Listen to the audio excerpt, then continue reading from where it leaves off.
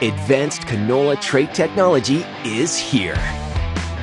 And it's soon to be the talk of the town. Optimum Glide delivers excellent yield potential and agronomic trait performance. Improved crop safety. Enhanced weed control. And a wider window of application. You're going to want to see this. Learn more at OptimumGlide.ca.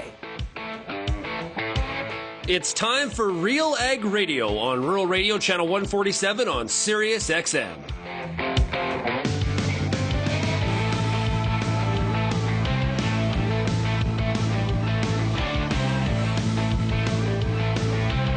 RealAg Radio and RealAgriculture.com is your home for insight and analysis of the issues that are impacting your farm business. Let's get real and get connected with RealAg Radio.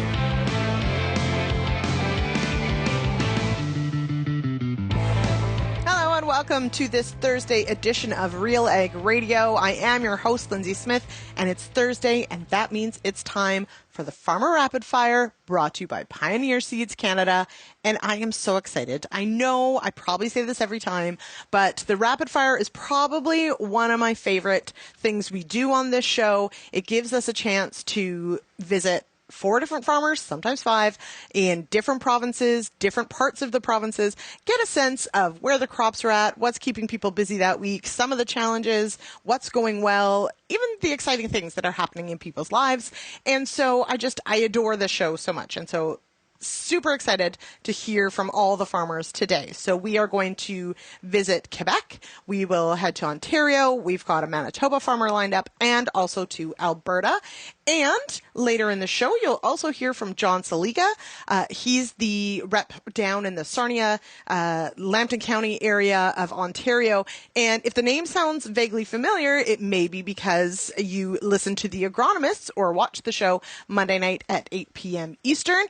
John was one of my guests, and we talked about corn diseases. So John and I get to spend a lot of time together this week, which is really cool. So stick around for that. We're going to talk about sort of where the haying season is at with some, and figure out for sure, of course, where harvest is at. And then I ask a question, and I anticipate there may be a few tears shed. And I like to keep things positive.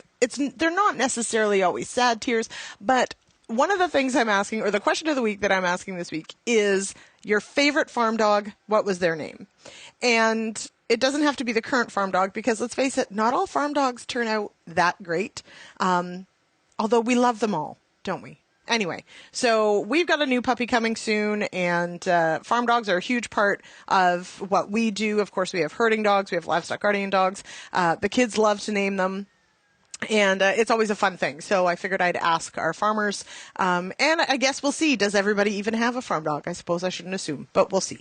All right. So that is the lineup for today. I'm so glad you could be with me. It's been just an absolute hoot to be hosting this show this week. Thank you for your feedback. Love to hear sort of interesting or what you found interesting, interviews you'd like to hear. So keep that feedback coming. You can call the feedback line 1-855-776-6147. You can find us across social media at RealAgriculture. You can drop us a DM, drop us some comments, use the hashtag RealAg Radio, and we can find it really easily. Or you can contact me directly. lsmith@realagriculture.com is my email.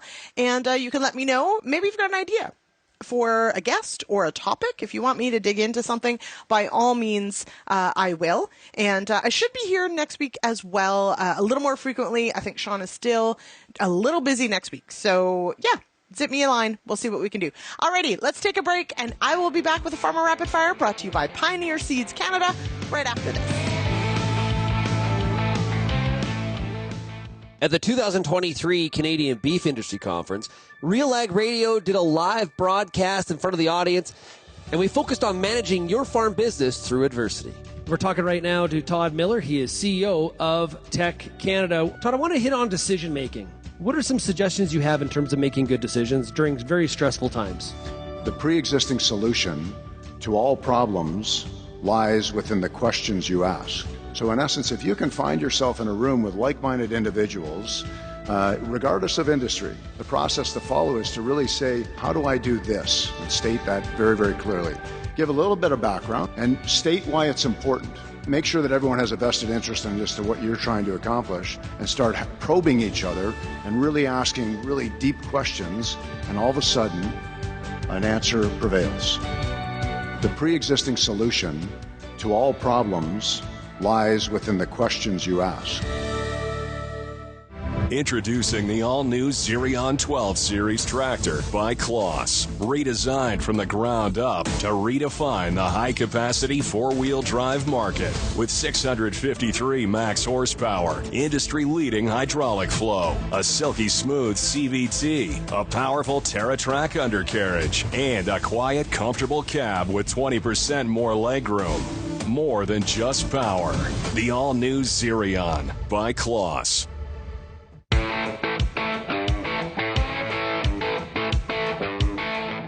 Welcome back to RealAg Radio. Yes, it is the Farmer Rapid Fire here, brought to you by Pioneer Seeds Canada. I am your host, Lyndsey Smith, and we are going to start in Quebec. All right, and we head now to near St-Hyacinthe, Quebec, or St-I, as it's called at times, to chat with Billy Beaudry. Billy, how are you? Good. Now, what's happening on the farm this week? What's keeping you busy? Well, we're still trying to harvest winter wheat, so it's been pretty terrible this year. So because in July we got like depends on the areas, but around 240, 260 millimeters of rain. So it was really hard to get something done. Like, we're lucky we have a dryer there, so we everything that I harvested for the farm, the wheat was all over 20% moisture. Yeah. So, and we're not done yet, so. We're not that far apart as the crow flies, Billy, and I would say our area is pretty similar. Not just a lot of rain, but did it rain there almost every day, like here? Yeah, that's the thing. Like, it was, well, in July, we never got a stretch of 4 days in a row without any rain. So the best we could have was like 3 days. So people are trying to make dry hay. Like, I know someone who has some contract for exportation, so he needs really good quality dry hay. He still have 400 acres of first cut that is not done yet. So wow, eh? Yeah, I feel that pain. Let me tell you, we're just today we're just baling some first cut, and I use air quotes for first cut because it's first and second and third all in one. Let's put it that way. So there you go. Yeah, that's it. That's it. Exactly. Now, so the grain dryer definitely an advantage with being able to get that wheat finally off the field. Does anything go on the field after the winter wheat? Are you going to put any cover crops in? Do you put any forage? What happens after the wheat?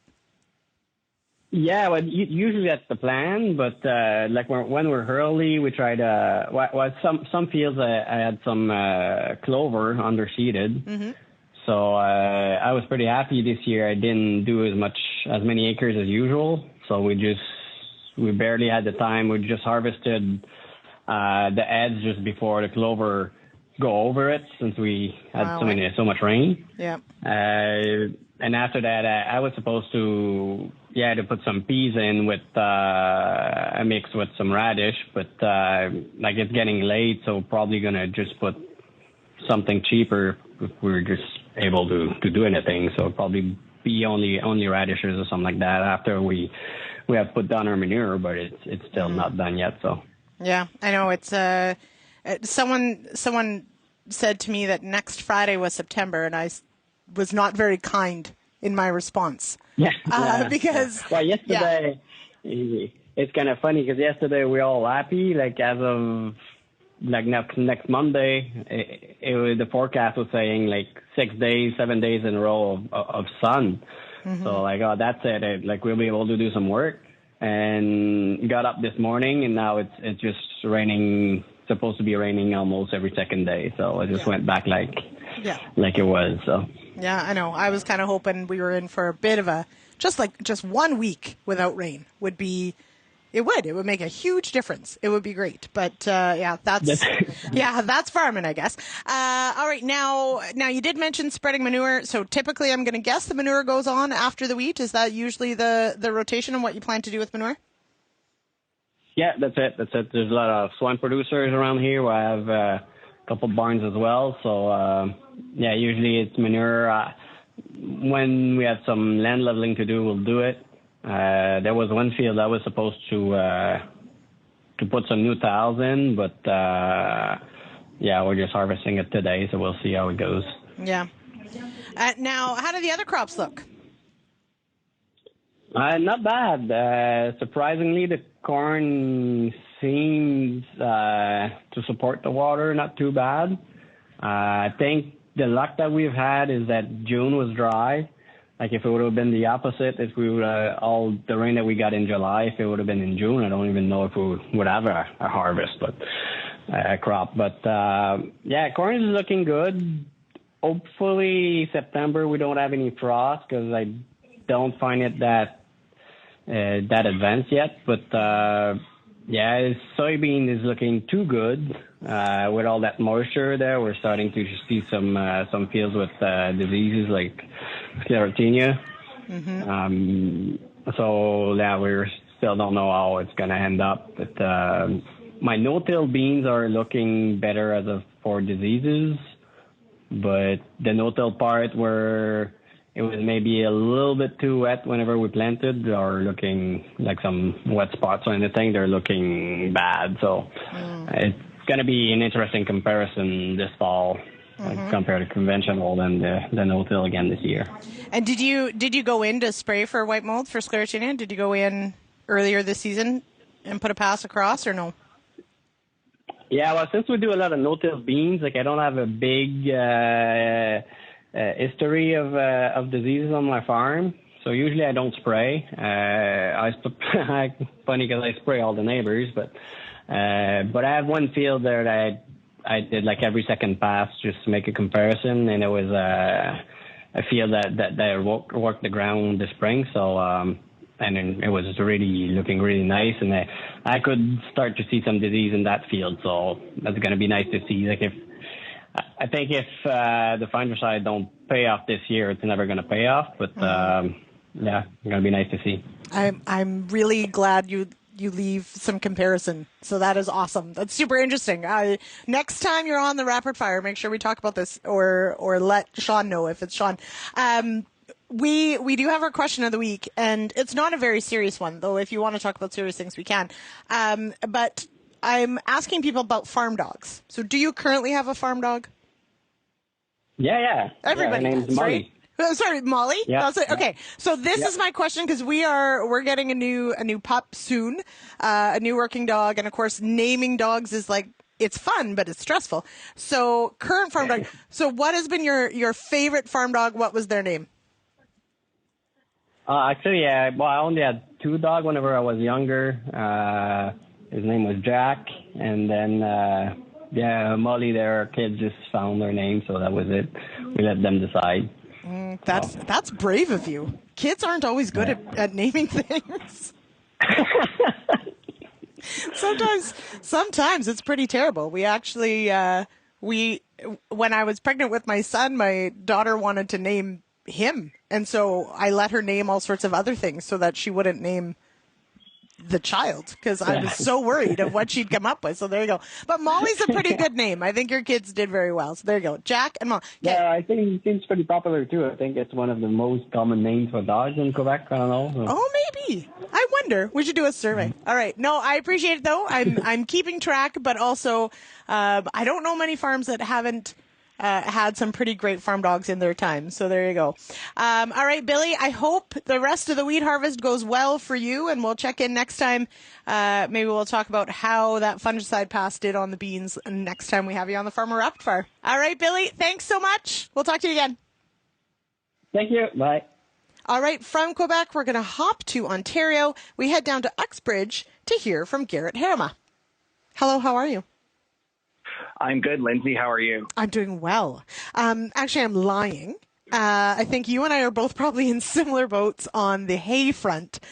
This week has been wonderful in that we're making hay, but also not so wonderful in that it really is a mad dash to try to make the most of a couple dry days. Same story down where you are? Yeah, pretty much. we thought we had a forecast where we had Wednesday and Thursday of this week, and then we all of a sudden had Monday, Tuesday. So the hay that was cut on Saturday had to get dried in a hurry in order to get it dry. We would rather have not had any more wet hay than we have. But regardless, it's in the barn, it's dry, it was a mad flog, but we got it. And we'll see if we get another window to do a little bit more dry hay, but it's not looking promising before Labor Day weekend anyways.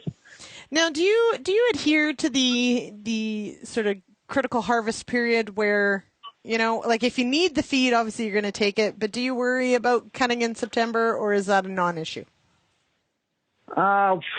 It's kind of you roll the dice. I mean, we don't need it. We do sell quite a bit of feed for dry hay. Usually we try and sell about 2,000 bales a year, big squares. This year it's looking like we might get 250 sold. It is what it is this year. But regardless, we've made dry hay the second week of September before. It's not ideal. The stands come back, but having said that, you get the wrong winter and you get a bunch of alfalfa winter kill and such. Our orchard grass, for the most part, is pretty resilient in the hay mix, which is nice. So the market we have in this area, at least with the horse guys, we're able to flog it pretty good. So it's not like we're trying to make milk cow quality feed for the stuff we're cutting in September. Mm-hmm. I'm just glad I'm not making milk quality hay at all this year. I'll just put that one out there. At least dry hay anyway. Yeah, dry hay. Yeah. I mean, we can wrap some things. Yeah. Well, okay, but even wrapping, you need a couple dry days. And I'll be honest, I think you've had better weather than we have, but we have not had a lot of windows. There's been a few, but not many. So it's been a challenge. What else is keeping you busy this week after the mad dash to get hay in? The only thing is our local fair's coming up, so that's one thing. And my fiance and I get married coming up Labor Day weekend, so that keeps us extra busy, clean up and other stuff. And like I said, if we could get a little bit more hay done, and unfortunately where we need some parking and tent clearing, we are going to have to cut some hay and wrap it in order to deal with it. But regardless, is what it is. That's a great reason to have to cut hay, though. Yes. Yeah. Yes, exactly. Perks of weddings on the farm is to get the hay done, right? Yeah. Now, are you a bit stressed about having the wedding at the farm, or is that was a good thing? You're happy to do it. You'll just make it happen. We'll make it happen. We had our county Holstein Club Twilight meeting this year too, so that added to the cleanup on the farm. So at least we got one thing done, and then the wedding's just another thought. Yeah. So it's almost easier, kind of, we were thinking, to host it on the farm, because you can go set up a bunch of stuff. Oh, we got to go do chores or go do this, go back, and then you're not running back and forth from a hall or a venue or whatever and having to worry about every little thing. So I also feel it's like having company over. You get everything tidied up that you've been meaning to get to. Or it gets shoved in the corner and you shut the shed door, and then you just hope that no one's peeking around the corner, looking to see if what's in there. Yeah, it's like, just stay here. Don't go look in that shed. Keep the water trough full of beverages. That's right. Where you don't want the people to go. That's the theory. And it'll be fine. Well, that is super exciting. So we'll hope that the haying goes very well, and then you've got parking. And perhaps somewhere to set up your tent. Nothing like leaving it to the last minute. All right. Well, that does. So with the local fair coming up, what's your role there? Kind of myself and a few good friends and neighbors. We run the tractor pull, as well as our family runs the horse pull. And then kind of whatever they kind of need, fencing, bits done, whatever's kind of needed with a piece of equipment. It's our core group that deals with it. So that's nice. And we got a really, really good local fair. We're really lucky to have a supportive fair board in town and everything else. We're really fortunate. So as long as the weather holds, we're hoping for a good fair. Last year was phenomenal, back after restrictions and everything like that. We had a booming year, and just the hope and the goal is to do as well as we can, and hopefully that the people will come back because they had such a great time last year. Mm-hmm. Now, you personally, do you prefer the tractor pull or the horse pull? The tractor pull primarily, but the horse pull is a lot of fun. We don't have pulling horses ourselves. It's just something the family's always organized, and it's more my dad's baby than anything else. But of course, the whole family gets roped into it, and we have a lot of fun. So and it is the horse pull is Sunday at 2:00. It's the last event for the fair. And the tractor pull's the first event on the Friday night. The greatest show on dirt, as we call it. There you go. Is our local tractor pull. So, anyways, the weekend after Labor Day in Uxbridge, for those in Ontario that are looking for something to do, come on out. Yep. There you go. But that is, okay, so you get married one weekend and then the next weekend is the fair. Yeah, wasn't ideal, but it's the way it fell into place. Yeah, it's the way it's going to be. And you know what? It'll be a great couple weeks. So that's all right. All right. This week's question of the week, I'm going to spring it on you. And it's okay to get emotional. I highly recommend it. Looking for farm dog names. And the way I am doing this is I am asking everyone, either growing up or currently or in your adult life, your favorite farm dog, what was their name or is their name? It doesn't have to be your current dog. We won't tell them. Oh, gosh. We family dog, we got him when I was 2 with Clyde. Clyde. I love that. You're getting me all teared up now, Lyndsey. See? I told you. I'm encouraging this. Oh. Yeah. Yeah, he was, long story short, so yeah, Dad got him. And then when he was a year or 2, the poor dog fell out of the tractor, hurt his leg. So happens. He never really recovered from that 100%, unfortunately. So he became mom and dad's dog to the barn dog and just kind of lived in the office for the most part.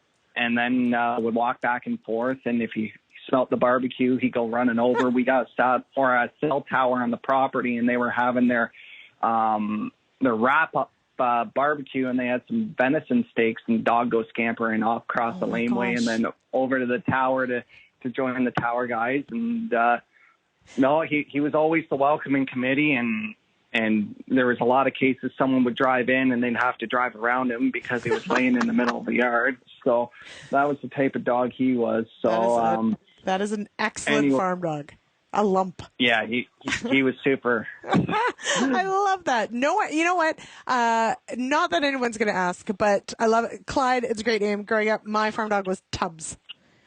Tubbs, because he was a fat little puppy. And so yes, it is totally okay to get all teary about these things because they're pretty amazing creatures on our farms, and especially when they're full of personality. It sounds like Clyde was. Yeah, exactly. That's awesome. All right. Have a wonderful rest of the week and good luck with the wedding planning and, of course, the fair. We'll talk to you again. Sounds good, Lyndsey. Thanks. All right. Big thanks to Billy and to Gerrit. Exciting stuff going on down in Uxbridge, that's for sure. All right. We are going to head now to a quick break, and after that, land ourselves in Manitoba to talk to Tyler Bartmanovich.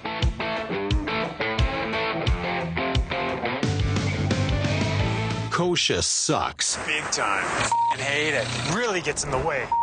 Awful. But not anymore. Get a head start on tough-to-kill weeds like kochia this fall with Volterra EZ and Fierce EZ soil active herbicide.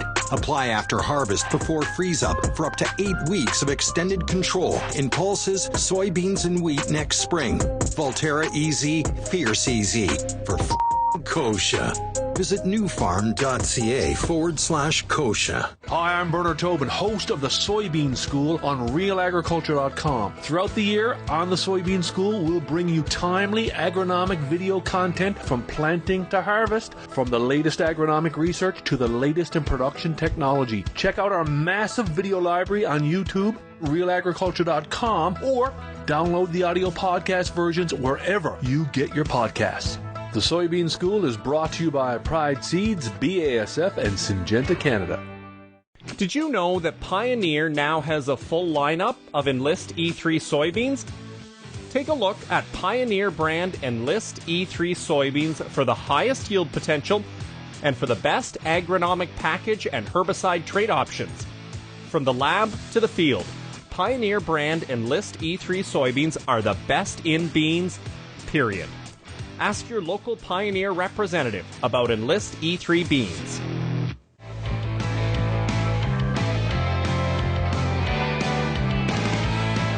Welcome back to Real Ag Radio. I am your host for the day, Lyndsey Smith, and it is the Farmer Rapid Fire here on Rural Radio Channel 147, brought to you by Pioneer Seeds Canada. For more than 90 years, Pioneer has developed and tested products to meet your local challenges. With new Optimum Glide canola, Enlist E3 soybeans, to performing corn products and industry-leading traits and technologies to maximize your yield potential, Pioneer's on-the-ground teams can help you get the right products for your fields. Visit pioneer.com/Canada to learn more. All right, as promised, we head to Manitoba. All right, joining me now from just south of Winnipeg, near Glenlea, Manitoba, it's Tyler Bartmanovich. How are you, Tyler? I'm pretty good, Linda. All right, what is keeping you busy? Is it still stinking hot and dry, or is it rainy and making you mad? Right now it's overcast and cloudy and cool, which, I don't know, it's not exactly harvest conditions, but we're caught up on the early wheat now, so just waiting on things to ripen up. So not too bad then. How did the early stuff go? No. Most of the early wheat had varying degrees of hail through it, so didn't have expectations going into it, so they were met. I mean, I guess that's better than being disappointed by disappointment, but still not great. Yeah. No, yeah. It was better than we could have been worse, but could have been better too. Yeah. So when you say hail, how many different storms rolled through, or was it all whacked at one go? It was just one swath that went through for, I don't know, it was probably a couple miles wide, and it went for quite a distance, and it just kind of caught the edge of a good chunk of our wheat. So I guess thankfully it was just the wheat, but yeah, still did quite a number on some of those fields. We had one that had up to 80% damage in areas. Jeepers. That's wild. Yeah. Yeah, not ideal. Yeah. And so as you mentioned, sort of cooled off now, which is, of course, feels a little too late. It's like insult to injury. But what do you figure will be ready next to get rolling on? I'm going to guess it's just the late seeded wheat that we just had to delay its seeding with a rainstorm that came through. And we're just kind of staging canola for when it's going to get sprayed out with Vegreville. But I'm guessing that that's also going to be kind of a next week thing. Okay. So, now, and the soybeans are. No, go ahead. I was going to say the soybeans are also starting to drop leaves pretty fast, so might be a toss-up of picking what has to get combined first. Mm-hmm. Yeah, I have seen some reports that the beans are perhaps a little ahead with maturity. Just there was decent heat, lots of sunlight, and maybe maturity-wise are finishing off maybe a little quicker than some anticipated. Yeah, they look good, but yeah, it's surprising to see them dropping leaves so early. Mm-hmm. Maybe they know something we don't, Tyler. Maybe they know something we don't. Let's hope not. Let's just leave it at that. Yeah, exactly. Now, okay, so you mentioned Reglone on canola. Of course, it's a desiccant, dries everything down. Why Reglone? Yeah. Why is that something you do? Is that because you're straight cutting everything? Do you have weeds in there you're trying to get rid of? Is it a harvest management tool? Yeah. Why Reglone? It's just a harvest management tool. Yeah, we don't really have there's the odd escape on a field here and there, but we did it last year and we were pretty happy with it. I guess we've always just found using Roundup, it's slow and it takes a while. And even then, when you do get in there after you've sprayed Roundup, we still find that the stems are pretty chewy, but Regulon worked very well last year, so we're gonna use it again this year, and yeah. And away you go. So you're straight cutting everything. Yeah. Yeah. And has that been for a number of years? Yeah, I was going to say, so that's the way to go. Have you noticed, like, do you specifically grow, like, ones that stand well and aren't going to shatter? Are you selecting for varieties and hybrids that have shatter resistance or anything like that? Yeah. We'll only grow pod shatter varieties, and we do pick ones. We try to spread out the maturity of them just so everything's not ready at once. But we've been pretty fortunate to pick varieties that have stood pretty well. Mm-hmm. That's pretty cool. Now, do you ever? I'll just put it out there.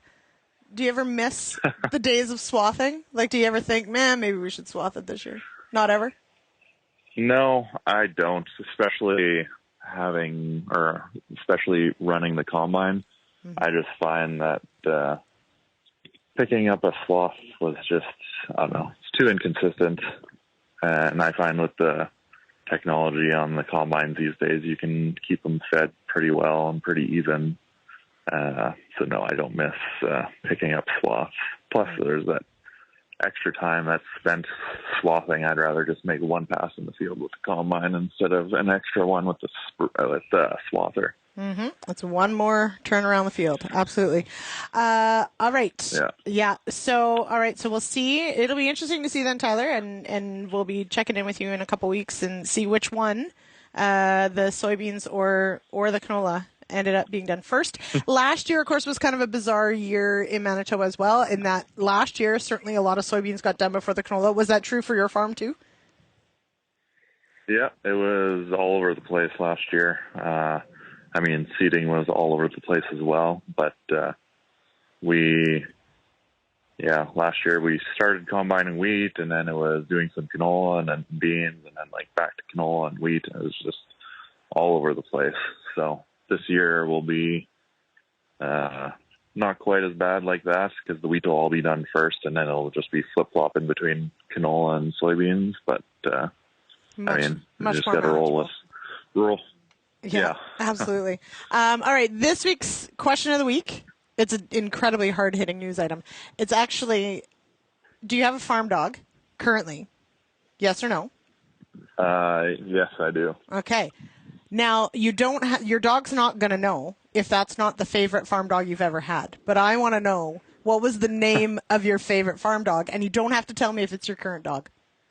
That's not fair, because I told you they're not going to know. Our longtime farm dog, I guess, for now, I will have to say Dusty. But Dusty. We had him for a long time and just lost him there last year. And it's a tough my one, new right? one, he is yet to prove himself as being a smart around the farm. Uh-huh. We have livestock, so our dogs are part of our team. It's a huge part of, and farm dogs are just a huge part of the everyday. And I'm so glad you said that he has to sort of prove himself. Those are, I know they don't wear shoes, but they're big shoes to fill when you have a really good farm dog. So hats off to Dusty. May you rest in peace. There you go. All right. It is middle harvest. I do really thank you so much for taking time out of your day. I know it's a busy time of year, so I appreciate it. And we'll talk again in another couple weeks on the Farmer Rapid Fire. Sounds good. All right. Thanks to Tyler. I wasn't expecting that this dog question would be that upsetting, but I suppose it is. All right, we're going to hop over to a commercial break, and then we're going to hear from John Seliga with Pioneer Seeds Canada right after this.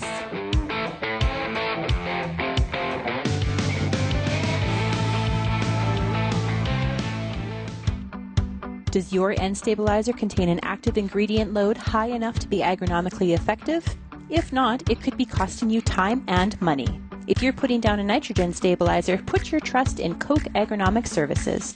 Solutions like Super U, Tribune, and Anvil. Each delivers high active ingredient concentrations that low-rate products just can't match. Compare how imitator products stack up to agronomically effective solutions at defendyourn.ca. When it comes to the productivity and efficiency of your operation, every decision counts. One of those decisions is how you fuel your equipment. You need to be sure that it will run efficiently and without unnecessary downtime. Count on Co-op and your local Co-op fuel team to keep your equipment running smoothly with seasonally blended high-quality fuels and premium lubricants with guaranteed performance. We are Western Canadian. We are fueling harvest. We are Co-op.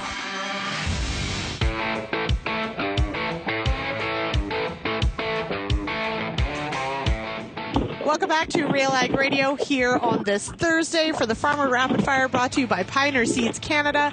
And as you can possibly hear, John Seliga joining us from the side of the road in the middle of a rainstorm. John, how are you? I'm better than the weather, Lyndsey. Yeah, it doesn't sound great. Well, we were desperate for rain earlier in the season, but I think most would agree that the rain can now stop, and we've got enough moisture to get us through to the end of the season. But Mother Nature just keeps providing. Keeps providing. That's, yeah, absolutely. All right, John, for those listening, where's your territory in Ontario? What perimeter do you have?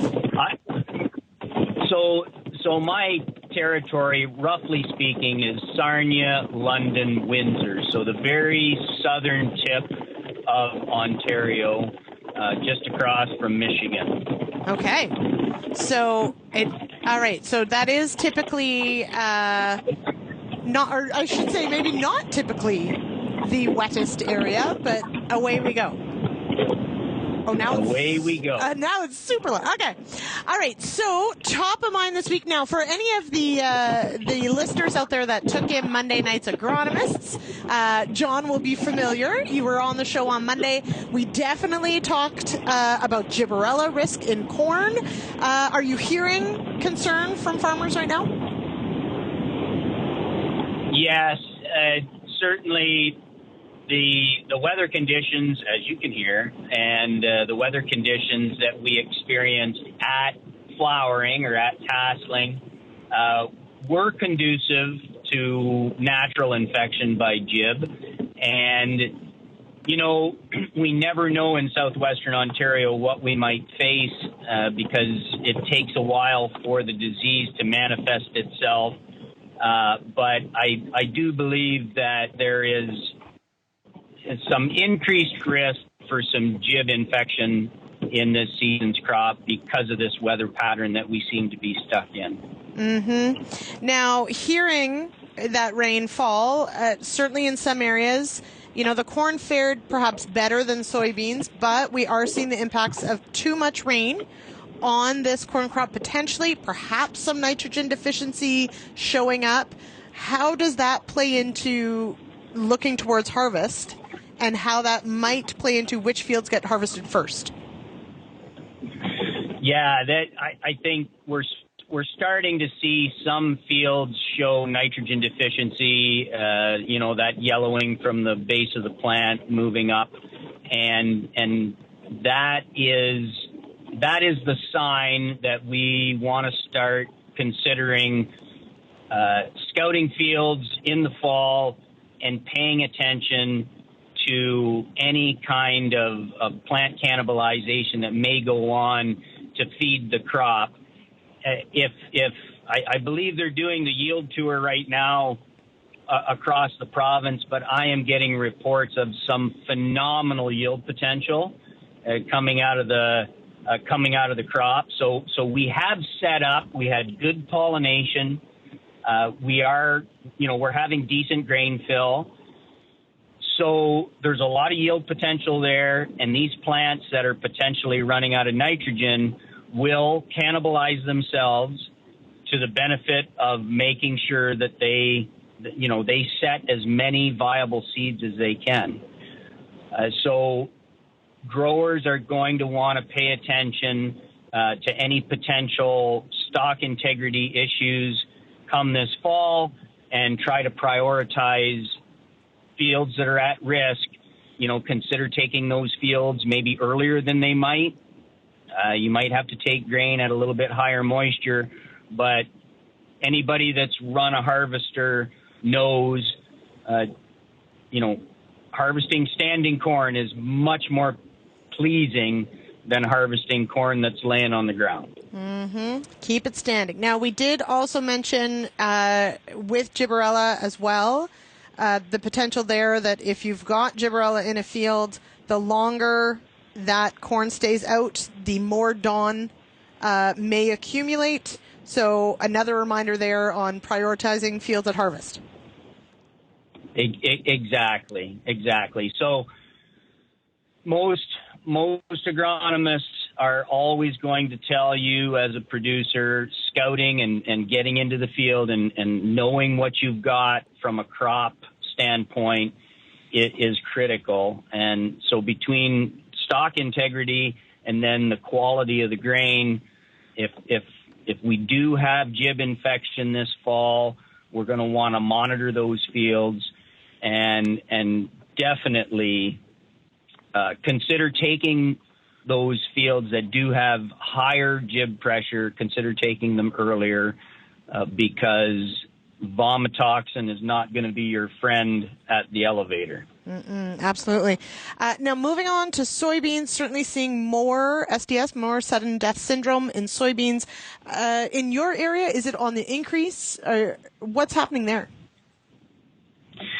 Yes, I'm starting to get several calls. Actually, it started late last week, but it's just starting to manifest itself in the crop. It's visually showing up. That infection actually happened back basically right around emergence in those first few weeks of growing. The disease itself, which is caused by a fusarium species, it likes cool, wet conditions for initial infection, and it sits in the plant and doesn't really express itself until much later in the season. And we have in the deep southwest here, we've been experiencing higher levels of SDS on more acres, I'd say, over the last 5 years. And it certainly appears like this year is going to follow suit. We're getting several calls on it. The things to consider when it comes to SDS, if you are a grower that's experiencing higher levels of it, a couple of things. Because it likes cool, wet conditions, we do promote early planting on soybeans, but there's a balancing act to happen there. If you've got fields that are prone to SDS, you may want to delay planting those a little bit until your soil has a chance to warm up and maybe get a little drier.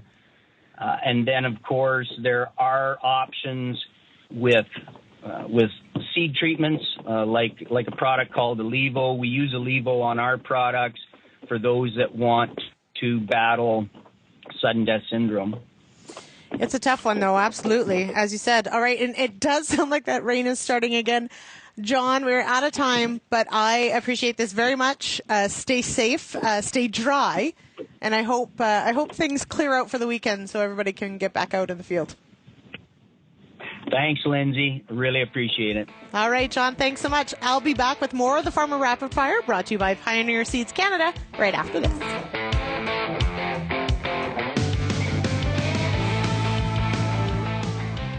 Introducing the Arion 600 Series tractor by Kloss, where versatility meets productivity head on, because you've got jobs to do. Mowing, tedding, raking, baling, loading, filling, tilling, cleaning, spreading, hauling, feeding. This is multi-purpose reimagined to do the work for you. It's more than just power. The Arion 600 tractor gets it done. Boron is an essential micronutrient for plant growth, and without boron, your crops can't absorb the macronutrients they need for higher yields. Although borates occur naturally, boron deficiency is a common soil problem. Whether in direct soil application, through fertigation, or as a foliar spray, US Borax has the right refined product for your crops. US Borax products are specifically formulated to combine with other fertilizers, lowering your application costs. Learn more at borax.com/ag.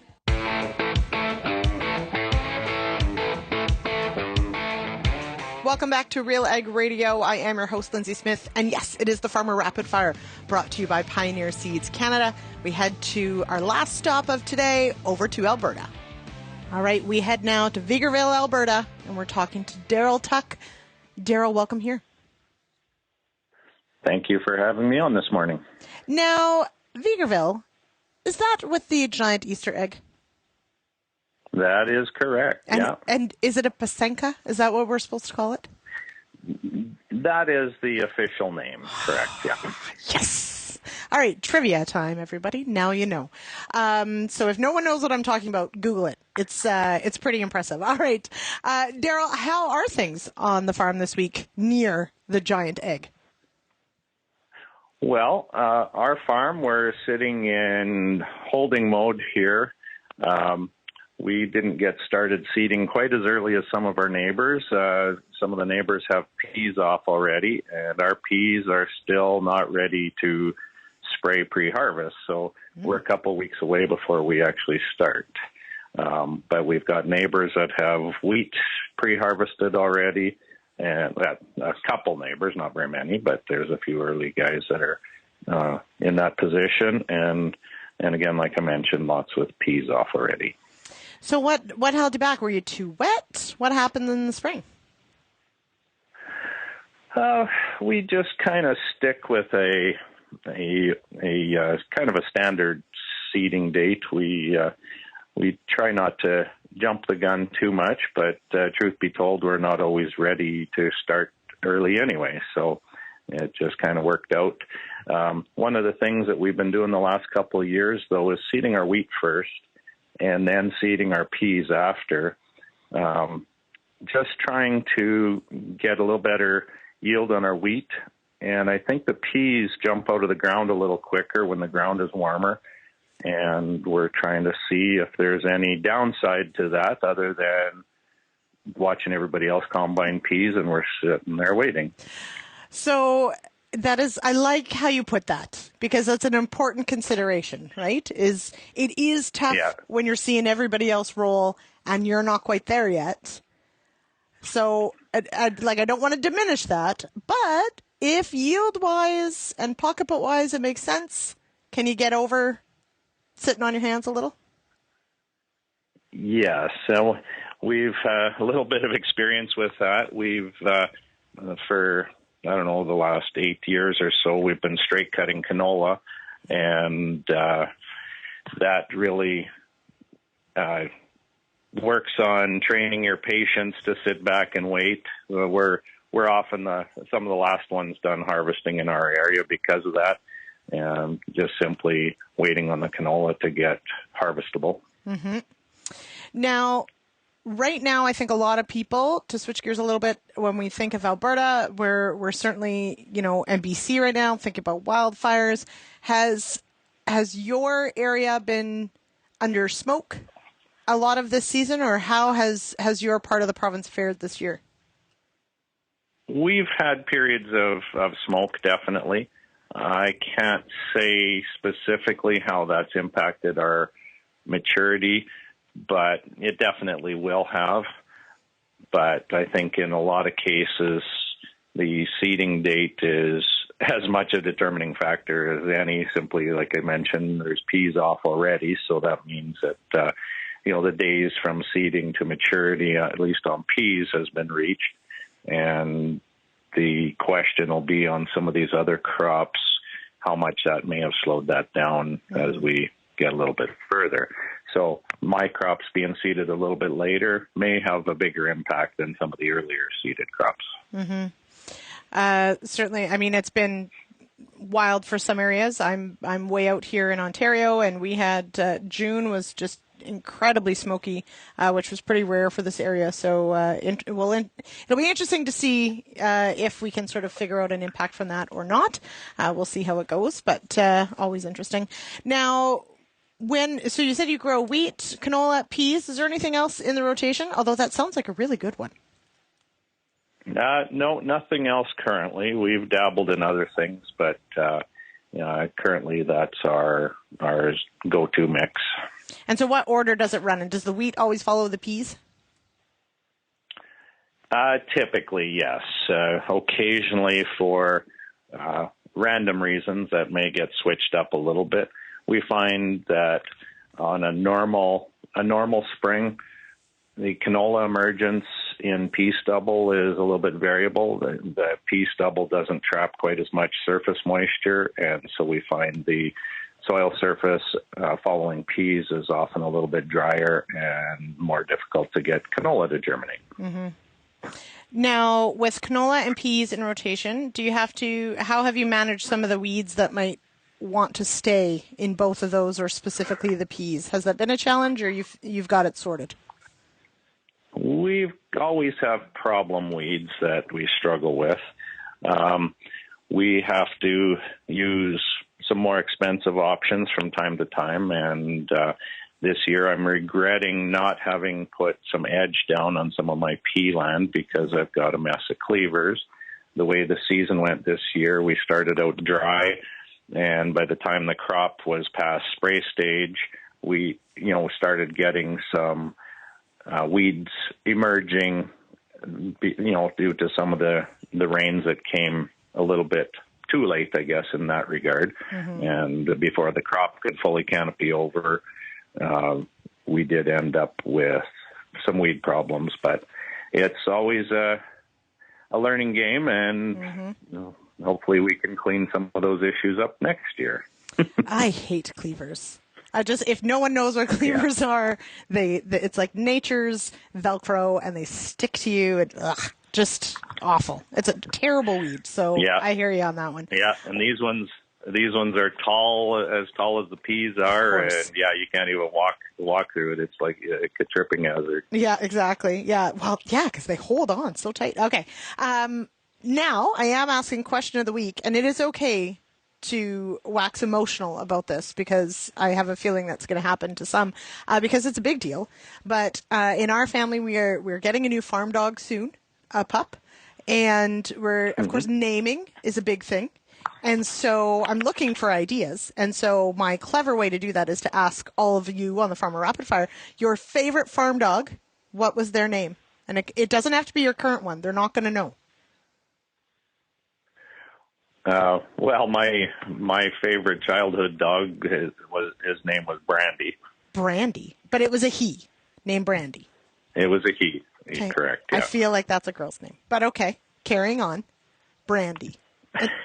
It's not a bad name. Okay. Do you have a farm dog currently?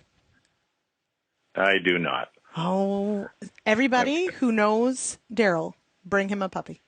Every farm needs a farm dog. We've got two big puppies called horses now. Oh. And, they're really just big pets around here because we don't have enough time to ride them and stuff. So they're just like big dogs in a lot of senses. Mm-hmm. Pasture ornaments. That's what those are. But they're lovely. Don't bark much when people come in. But yeah, exactly. All right, Daryl. No. Thanks so much for this. Good luck with the rest of harvest. We'll talk again. All right. Thank you very much. All right. Big thank you to each of the farmers joining me on the show today. We really do appreciate them taking time out of their busy schedules to share what is happening on the farm. And thank you to John for, hiding out in that gigantic rainstorm and still making time for us to talk about what's happening out on the landscape.